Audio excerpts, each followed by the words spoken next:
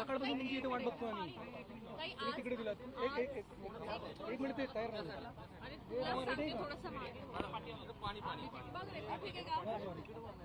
ठीक आहे.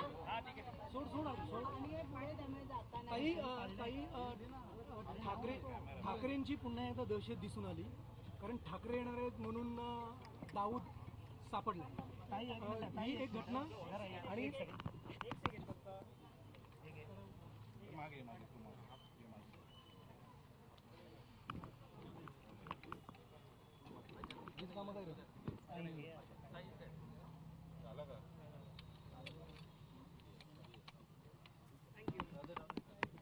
ताई, तोच प्रश्न पुन्हा एकदा.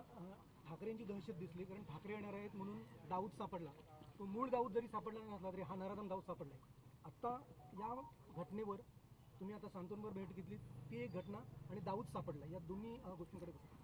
मला असं म्हणायचं, मी आता कमिशनर साहेबांना असं सांगितलंय आणि आम्ही पंतप्रधानांची पण प्रयत्न करतोय की निर्भया केसच्या वेळेला जो शक्ती कायदा आणलेला होता तो अजून इम्प्लिमेंट झालेला नाही, तर आम्ही पाठपुरावा करू आता की तो शक्ती कायदा झाला पाहिजे. आणि अशा पद्धतीचे जे गुन्हे करतात, इतके हिंस्त्र गुन्हे करतात, त्यांना 2 महिन्यात कुठेही हायकोर्ट, सुप्रीम कोर्ट, राष्ट्रपती, पंतप्रधान दयेची याचना काहीही न करता 2 महिन्याच्या आत कठोरातली कठोर म्हणजे फाशीची शिक्षा दिली पाहिजे, ही आम्ही मागणी सीपींकडे केली आहे.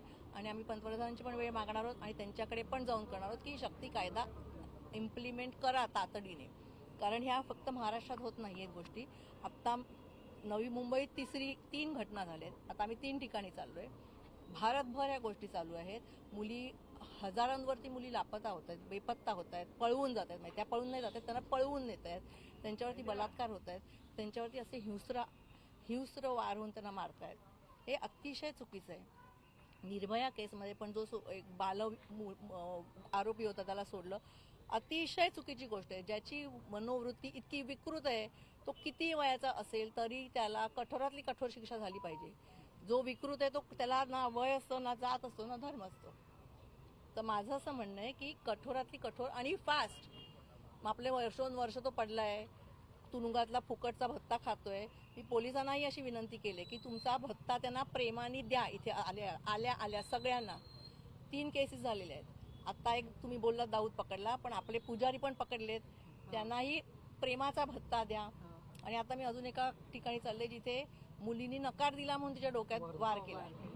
हे जे कुठल्याही जाती धर्माचे असतील ना, त्यांना प्रेमाने भत्ता द्या की त्यांनी आयुष्यात पुढचा पुरुष विचार करेल की मी हा गुन्हा असा केला पाहिजे का नाही केला पाहिजे. मध्यमवर्गीय कुटुंब आहे, कमवती मुलगी होती आणि 2019ला याची कंप्लेंट पण केली होती. मला आश्चर्य वाटतं की तो मुलगा पॉस्कोमध्ये आतमध्ये गेलेला होता आणि पॉस्कोमधनं बाहेर येऊन मुलांनी एवढा गुन्हा करेपर्यंत मी तुम्हाला खरंच सांगते, मी आतमध्ये कमिशनरच्या इकडे हेच सांगितलं की आम्ही पोलीस डिपार्टमेंटवरती नाराज आहोत. साहेब सगळ्या प्रत्येक भाषणात म्हणतात की आम्हाला पोलिसांचा अभिमान आहे, तुम्हाला फ्री हँड दिला तर तुम्ही काही करू शकता. पण ह्या केसेसमध्ये तुमच्यावरती कुठलंही दडपण नाहीये. कुठलाही पॉलिटिकल पक्ष तुम्हाला असं सांगणार नाही की ह्या मुलींना च्या अगेन्स्ट तुम्ही आरोपीला सेव्ह करा. मग तुम्ही का नाही ऍक्शन घेतात? तुमची दहशत का नाही निर्माण करतात? तुम्हाला कोणी अडवलेलं नाहीये, ती तुम्ही केली पाहिजे. मी ह्याच भाषेत सांगितलं की आम्हाला तुमच्याकडनं दहशतीची अपेक्षा आहे की पुढचा असा गुन्हा झाला नाही पाहिजे. मणिपूरप्रमाणे आता महाराष्ट्रात देखील हिंसा वाढत आहे. का वाटतं गृह खाता असेल? माझं असं म्हणणं आहे, कायदे जे ब्रिटिशकालीन आहेत त्या काळात असे गुन्हेगार नव्हते, त्याच्यामुळे तेव्हाचे कायदे सोबर होते.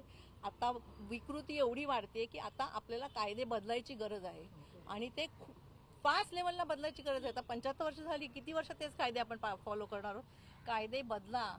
जेवढी माणसं क्रूर आहेत ना, त्यांना तेवढ्याच क्रूर कायद्याने उत्तर दिलं पाहिजे. जसं साहेब म्हणतात की पोलिसांना फ्री हँड दिलं पाहिजे, पण अशा विकृत जे गुन्हेगार आहेत त्यांना शिक्षा देण्यासाठी अशा संदर्भात फ्री हँड देणं गरजेचं आहे पोलिसांना पण. मला असं वाटतं की पोलीस डिपार्टमेंट आतमध्ये काय काय करू शकतं हे आपल्या सगळ्यांनाच माहिती आहे आणि अशा लोकांना असाच भत्ता मिळाला पाहिजे. ह्याच्यावरती कोणीही आक्षेप घेणार नाही. मला तर एक कर्नाटकातली केस माहिती आहे की पोलिसांनी भर रस्त्यात आरोपींची भिंड काढली होती. अजून एक केस होती, कोर्टाच्या बाहेर मॉबनी एका बलात्काराला ठेचून मारला होता. मला असं वाटतं ह्या लोकांना असेच कायदे इम्प्लिमेंट झाले पाहिजे. असं वाटतं की आता राज्याला महिला गृहमंत्र्याची गरज आहे.